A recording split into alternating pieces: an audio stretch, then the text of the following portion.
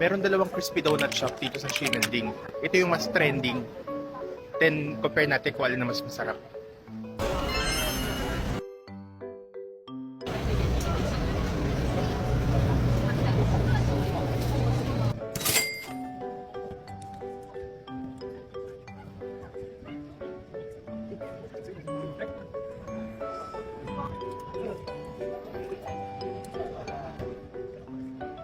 So yun, bumili ako ng 5. And natikman ko na rin yung isa. So ngayon, try naman natin tong isa. Ito yung isa, Curly Mamas. Aabot pa kaya? Parang hindi na aabot. May pa-free sila na ganito.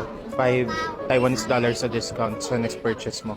Kailangan ko daw magantay ng 5 minutes kasi kulang pa yung donuts nila.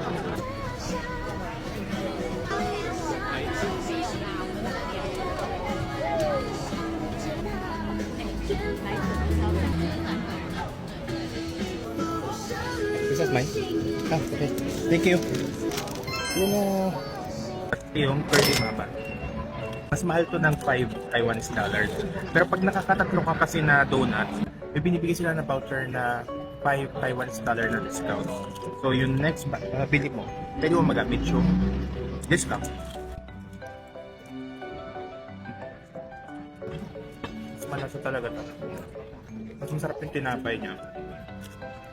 Mas lasang-lasa mo yung milk kumpara sa kanina. Ito yung nanalo sa akin. Curly Mama.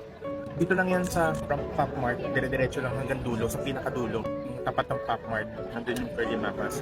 Yun namang isa. Hindi ko mapasok kung ano to. Pero itong isa.